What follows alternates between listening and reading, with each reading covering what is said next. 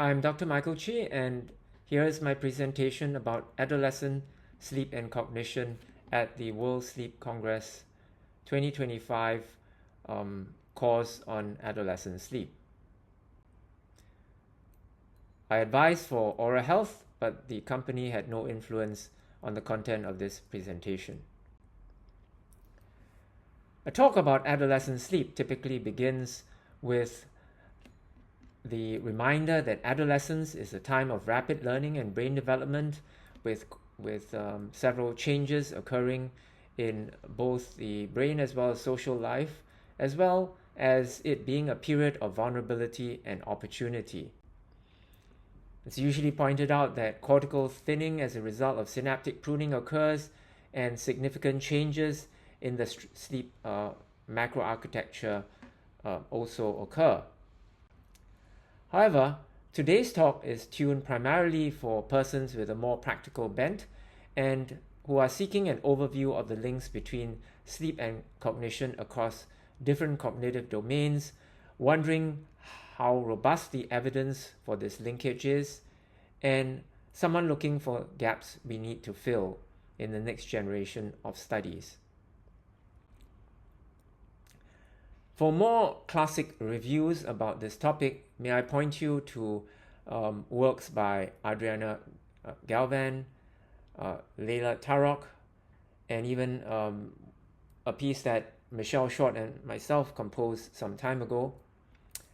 And then also this somewhat old but good review about effects of sleep manipulation on cognitive functioning by Edward De Bruin. For this talk, the topics that will be covered will be a quick tour of the evidence linking sleep to cognitive function and some of the challenges about the inferences derived from this, from the way both sleep and cognition have been measured, and then a quick review about, from this knowledge base, what the impact of sleep duration on different cognitive domains and school experience is, ditto the effect of sleep timing and weekday differences. And finally, a quick few points about the gaps in our knowledge. I won't be covering topics about brain development and some of the associated neuroscience studies involving neuroimaging, electrophysiology, or even screen time effects. Now, the reason why we're giving this talk and this series is being presented is that many studies state that adolescents do not sleep adequately.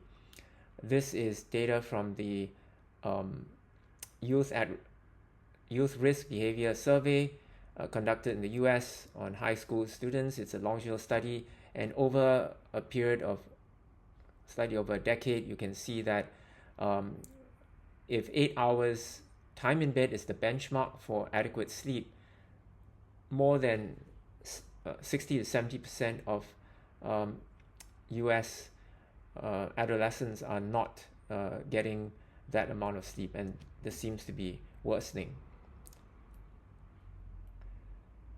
This is to remind me that when we are talking about adolescents, we're referring to the ages of 10 to 19 years, covering middle and high school years. Now, across the world, the story is the same. In fact, it's even more extreme in East Asian countries. South Korea is represented here compared to European countries.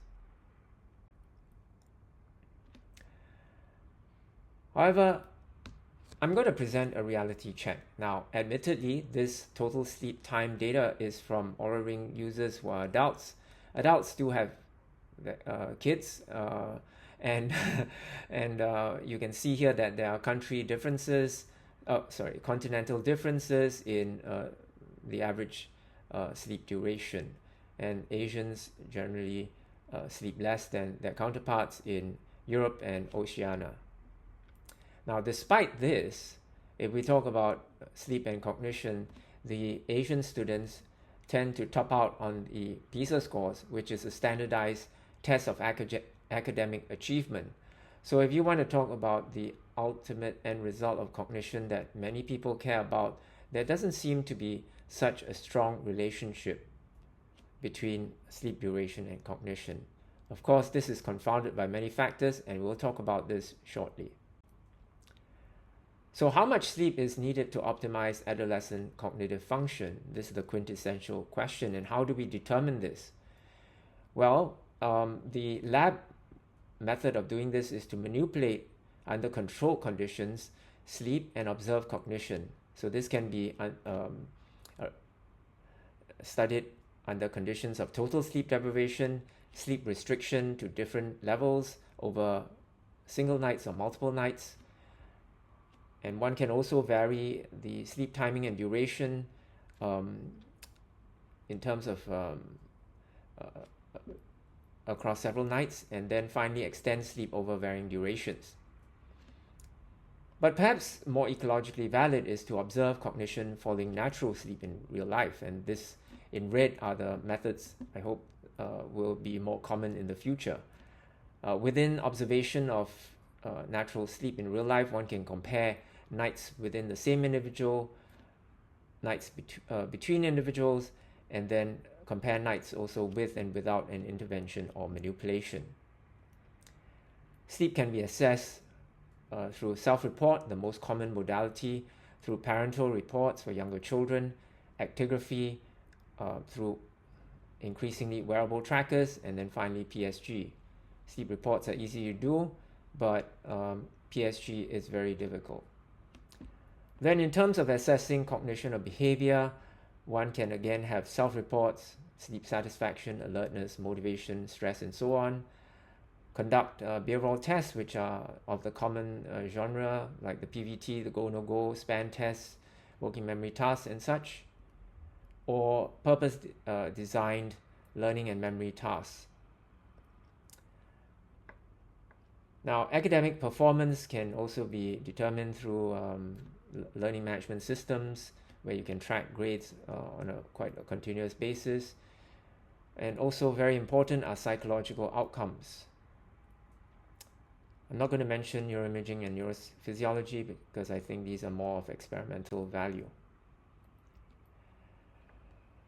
Now, we've talked about sleep assessment and academic outcomes, but another very important aspect of cognitive outcomes, although it's not measured that way typically, are the issues like burnout, absenteeism, misconduct, and whether or not the kids engage and are connected to the community and to one another. Another aspect that's important and it's somewhat missing is the longitudinal effects, longitudinal studies looking at the effects of day-to-day fluctuations in sleep and external conditions that can affect learning.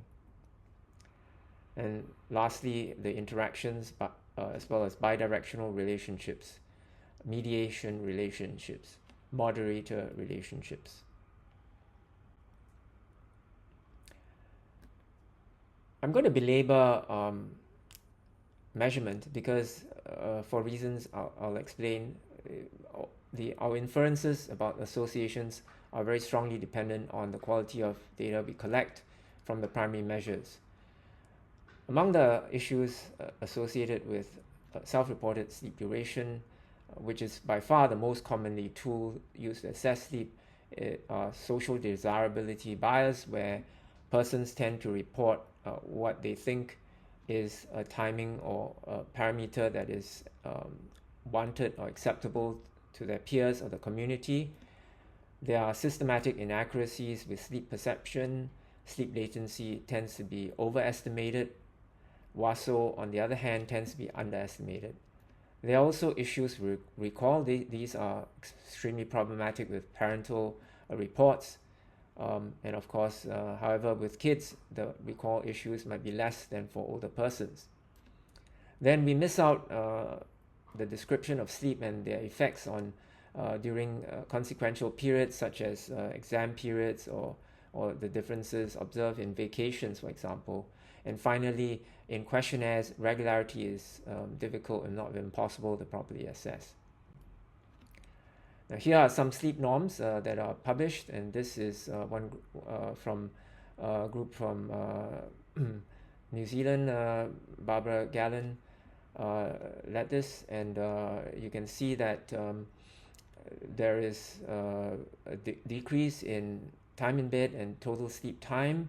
There's quite a bit of variation with these measures, but overall there's a decrease indicative of maturation that takes place quite rapidly during mid-adolescence. Now, a point to note is that most of the data comes from the US, and parts of the world totally unrepresented, for example, Africa. On that note of representativeness, this is a very good study about normative values of PSG parameters in sleep and childhood and adolescence, and it comes from 16 German labs, only German data, but it really highlights to you that sleep latency is important. Consider WSS, which is non-zero, so the actual sleep time for a mid-adolescence is about 7.5 hours. So this is a summary about the sleep measurement discrepancies, which was worth going through. Self-report versus actigraphy, there's moderate correlation, so rank order is preserved, but diaries tend to over-report sleep length. With respect to diaries and actigraphy, diaries tend to under-report WSS and overestimate total sleep time. Again, another report on self-report versus actigraphy. The extent of over-reporting of total sleep time is about 1 hour, and the gap tends to be larger in boys. And our own work looking at actigraphy versus PSG, we found actigraphy to underestimate total sleep time by between 22 to 38 minutes for a 5 to 9 hour time in bed range, and tend to overestimate WSS by 24 to 38 minutes. A recent study looking at Fitbit versus self-report also found self-report overestimates sleep by about an hour and underestimates WSS overestimates sleep onset latency to these extents. I spent a lot of time talking about sleep measurement reliability, why it's important. It's important because noisy source data results in attenuation of the true association between the measures of interest. So the association between cognition and sleep is affected by reliability in this manner, and as mentioned, this cannot be increased by increasing sample size. So what we need is large-scale objective measurement of sleep, well annotated with relevant information if we want to make robust inferences. So further comments about the evidence that we have before us before we actually go into those studies. Not surprisingly, sleep deprivation and restriction studies are associated with poorer performance, and the few extension studies tend to report benefits. However, lab-tested levels of sleep loss are really uncommon in real life, certainly total sleep deprivation for a kid, and even the kinds of studies that we've performed, sequential nights of sleep restriction to quite severe levels. These are uncommon in real life. So yes, you can get effects, but these are more for the proof of concept of what is affected and probably less relevant to real life. So to counter this, multi-week studies evaluating habitual sleep patterns and how life affects sleep are emerging, and they're particularly useful if they've incorporated objective sleep measurement. Now, the lab tests are useful though because they establish which domains are more vulnerable than others, and it's clear that the impact on vigilance is robust, but with other domains, the findings are a lot more variable. As mentioned, in-lab experiments tend to ignore many real-world confounders and the anxieties or the distractions that occur in the real world with regard to sleep time, peri-sleep activity. And then sleep can be affected by external factors that also affect cognition. This relate to health and well-being.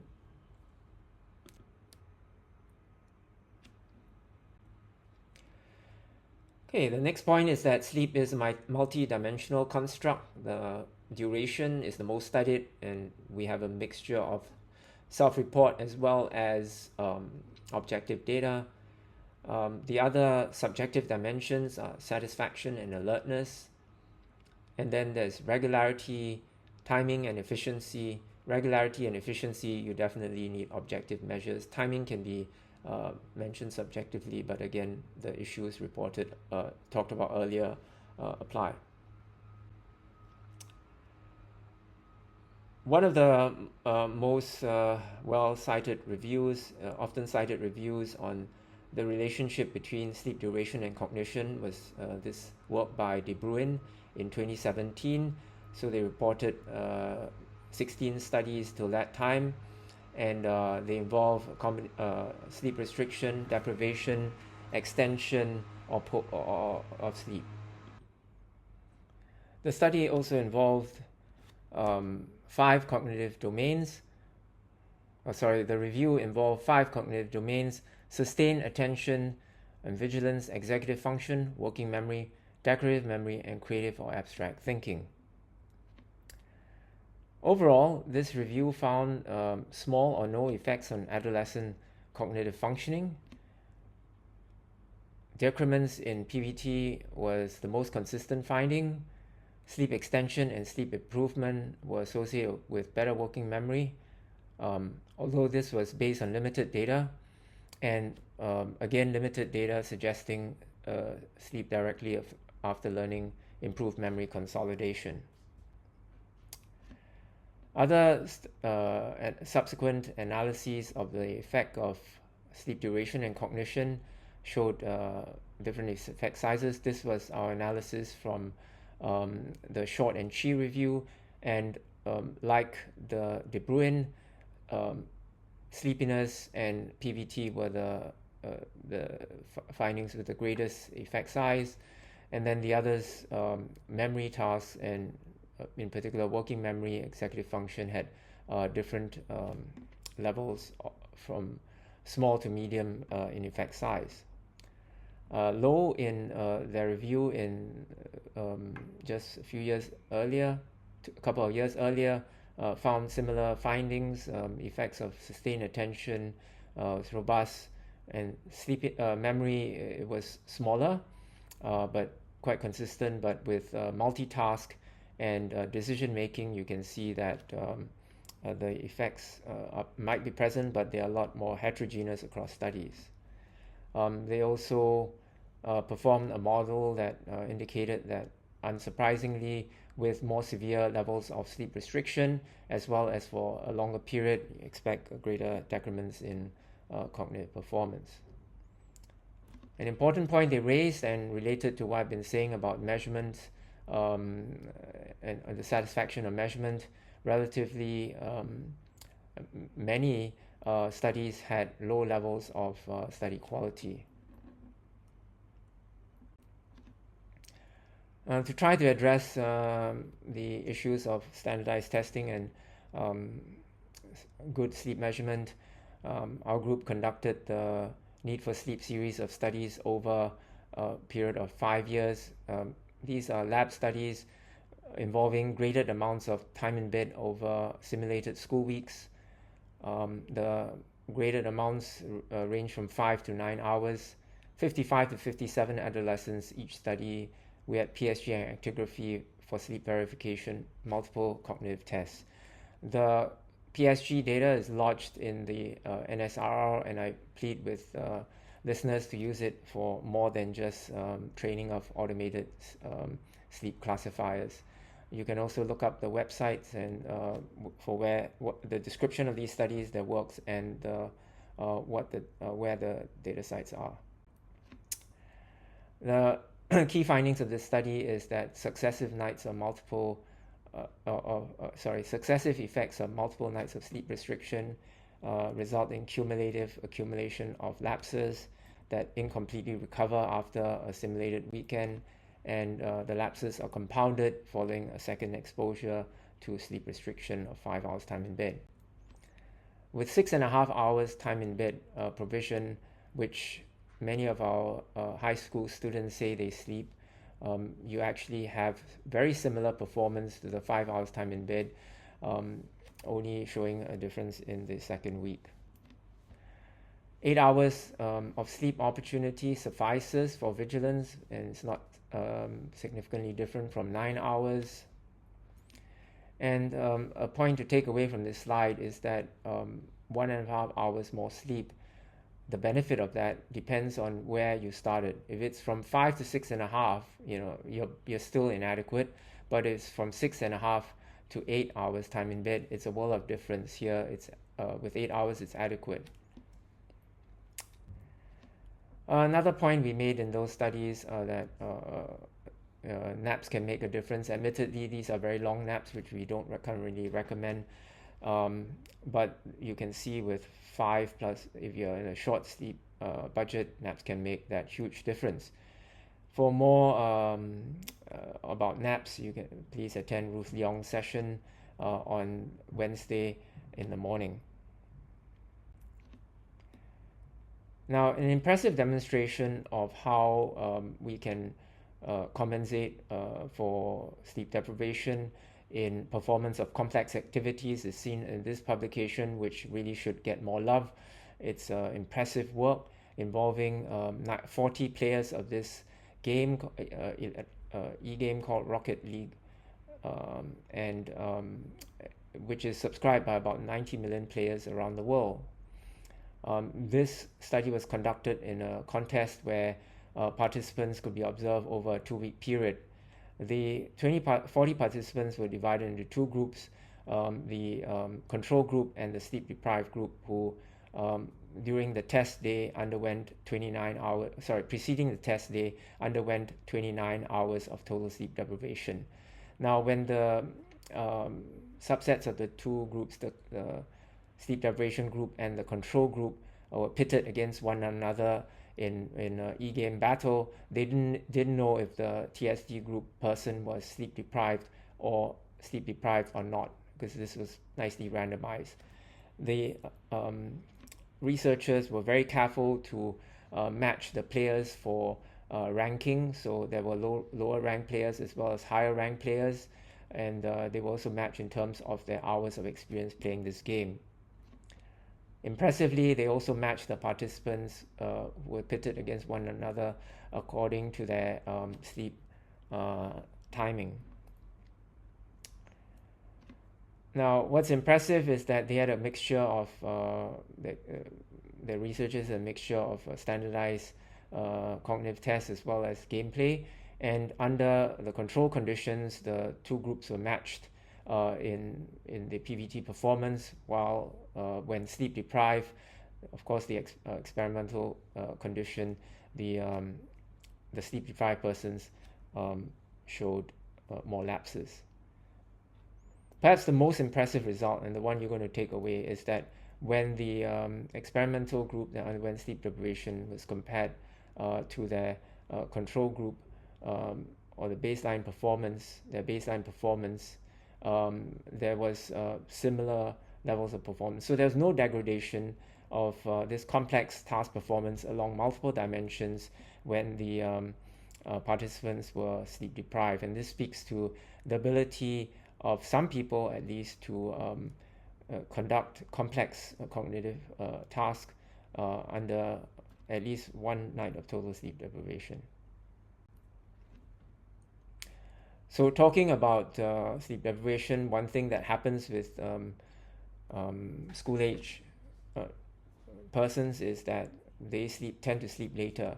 Later sleep timing and academic performance are tightly linked, and it's been quite clearly shown that later sleep timing is associated with lower academic achievement, and this is a robust finding across multiple studies. So the optimal bedtime, at least in Europe, is around between the hours of 11 to 12, and that's work from Heising from Norway. Unfortunately, if given an opportunity, students will wake up later. They will go to class later.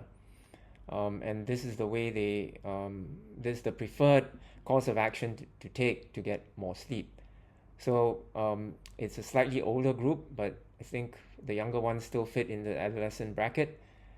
This is work from Joshua Gooley's lab showing that attendance, Wi-Fi verified, was lower in the 8 a.m. class. Actually, the mean was well below 40%.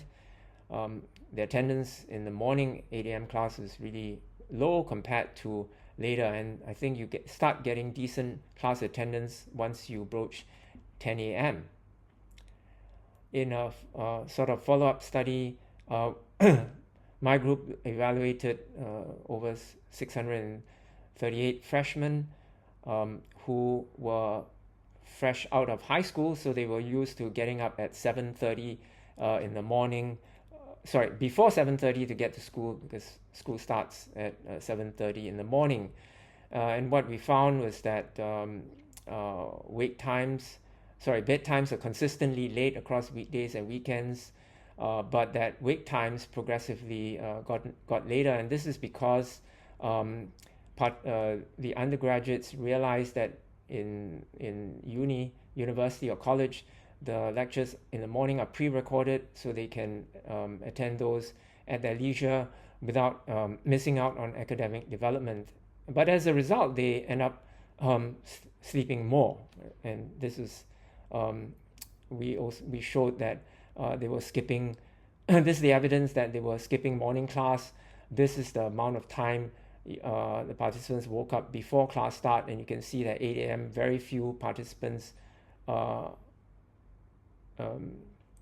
The median wake times is just a few minutes before class start time in the early part of the term, whereas in the later part of the term, hardly anyone wakes up on time at that early class. And you can see that with later classes, a greater number of them wake up a significant amount of time before the class starts. Now we are talking about eveningness, so this is the robust relationship. This is more like with chronotype and not so much bedtime, but the end result is similar. With eveningness, there is a robust association with lower grades, and this remains after accounting for sex and intelligence in Scherer and Prekel's review. Evening type tends to be more inattentive than morning type or intermediate type adolescents. And however, the association is mediated by conscientiousness, motivation, and sleep behavior. Speaking of this, the effect is stronger in adolescents than university students, and the reason for that is the flexibility in universities students scheduling, as illustrated earlier. Can chronotype change? Yes, this is significantly influenced by cultural influences, so maybe that's something we could work on. In terms of weekend weekday sleep differences, a less than 1 hour difference is neutral or slight benefit, and it suggests good regularity. 1 to 2 hours catch-up sleep is somewhat beneficial still, and it's okay, but once you get into the 2 to 3 hour range, this tends to have a negative effect on GPA, attention, and motivation. Now, thus far, we've talked about the single measures, how eveningness over a period or earlier bedtime is helpful. But what about fluctuations in daily sleep habits? So in this study by Alyssa Ng, 119 university students had their sleep patterns observed daily for 2 to 6 weeks. Sleep tracking was objectively assessed through an Aura ring, and mood, motivation, and sleepiness ratings were provided twice a day post-wake and pre-bedtime using a smartphone-based ecological momentary assessment tool.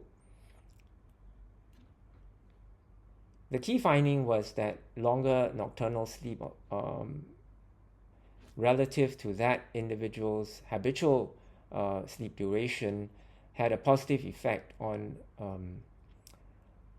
mood, motivation, and sleepiness in the post-wake window, with mood and sleepiness effects extending to the evening. The important thing is that that person's average sleep duration per se was not associated with mood, motivation, and sleepiness. It's how they oscillated around their habitual average. So if you slept less than your habitual average, these ratings would be poorer. If you slept more than your habitual average, the ratings will be better. And then also these effects were temporally circumscribed. They predicted the nocturnal sleep, predicted the next day mood, motivation, and sleepiness, but not the N+1 day. Also, higher intra-individual sleep variability was predictive of lower mood and motivation in the post-wake window. This result was also repeated in a study performed by Gina Matthews and Lauren Hale involving 700 adolescents in the Future of Families and Child Wellbeing study. And what they found was that if the participants had more variable sleep onset timing, or they had more variable sleep duration, they had a higher probability of suspension or expulsion in the previous 2 years. This underscores the importance of sleep regularity and variability of sleep timing in sleep duration for school experience, and mirrors the finding of sleep regularity on grades in college students, work performed by Andrew Phillips some years back. And this is why the National Sleep Foundation has issued an advisory on the importance of sleep regularity. Now, one dimension that I put right at the back is because of its problematic application.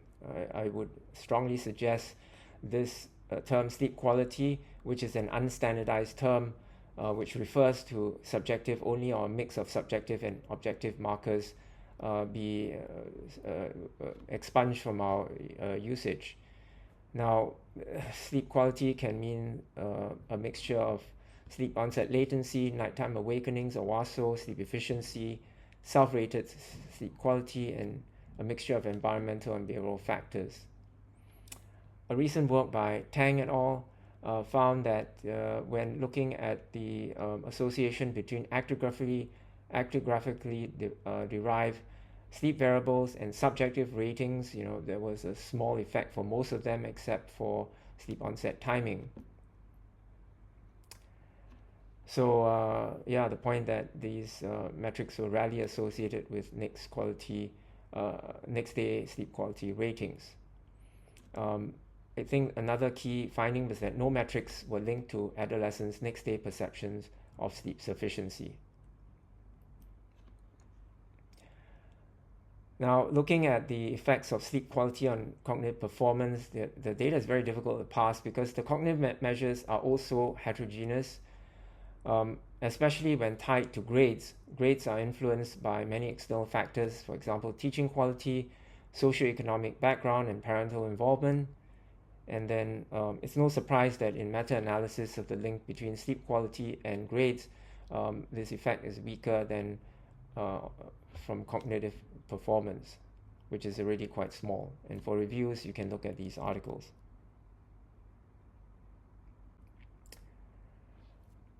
So the next point is that with sleep and academics, for a holistic view, one has to look at the psychological aspects of the school experience, including burnout, problem behavior, absenteeism, and whether the student is engaged and socially connected to the community.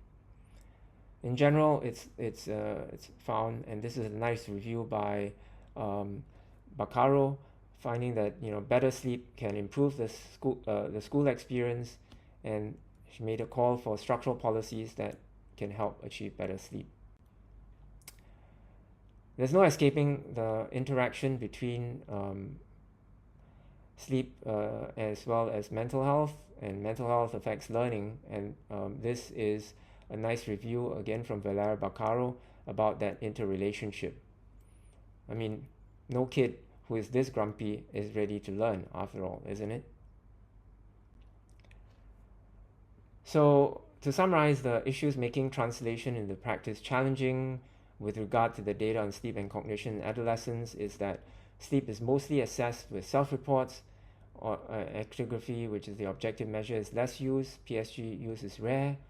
Beyond duration, other dimensions of sleep are less well studied. There's too much usage of sleep quality with no semblance of consistency. There's quite a lot of heterogeneity and diversity in test paradigms used. And then grades, which are used as the endpoint, are influenced by many external factors. Two other points that are missing that should be filled: cultural differences in sleep patterns are not accommodated, and there is not much official guidance on napping. So with this, the sleep assessments are noisy, outcomes have issues, and important considerations are omitted. So what are gaps that we can fill? One of them, which is really challenging to fill, and it's not for one of trying, is that social, demographic, and economic factors affect the data we collect. So from the ABCD study, it's been found that persons with disadvantaged socioeconomic class, or who belong to unfavorable demographics, actually have less device wear. So they provide less data in addition to having poorer sleep. Another point is that improving cognition and sleep, improving cognition involves more than just improving sleep.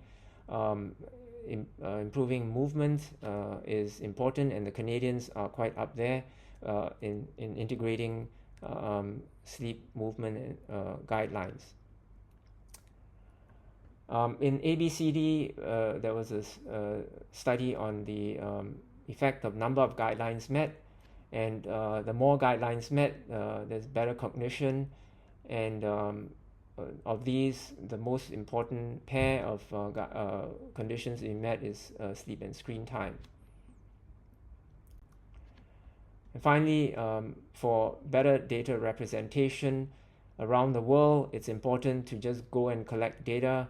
And I think the increasing availability of consumer health trackers is going to make this possible. In the systematic review we recently performed about adolescent sleep and cognition over the last 5 years, the really big players, North America and Europe, and to an emerging number of studies from East Asia, these are the main players, but there needs to be more information about sleep patterns and how external factors affect sleep in different parts of the world as well. And this is sorely needed. Topics that are ripe for exploration: how a person's fluctuations in sleep affect educational experience and learning. We need more widespread studies on napping and non-nocturnal sleep patterns, incorporation of cultural considerations, integration of sleep studies with other lifestyle changes like physical activity, sedentariness, and the consideration of suboptimal sleeping environments, especially in a world that's warming, noisier, with more urban light at night, and also the effects of co-sleeping. So in summary, our knowledge on sleep and adolescent sleep and cognition is that it's imperfect, but it suggests that sleep duration has a weak association with cognition except for vigilance and lack of alertness. The effect on grades is smaller. There's strong emerging evidence pointing to the fact that regularity is important. We all know that earlier sleep timing is beneficial, but we also know that late sleep is preferred. Abolish the use of sleep quality and use alertness and satisfaction instead. And then cognition is just one component of the total sleep experience. Please measure sleep objectively in the future. So study large samples, perform longitudinal tracking, look at within-person fluctuations, and consider moderating and mediating factors, the effects of education systems, socioeconomic factors, and cultural norms. And I would then like to thank my team for enabling me to present this data, as well as our funding agencies, and I hope you enjoyed that instruction. Finally, the microsite, just take a look at it because it contains our talks and presentations. Hope you enjoyed this one.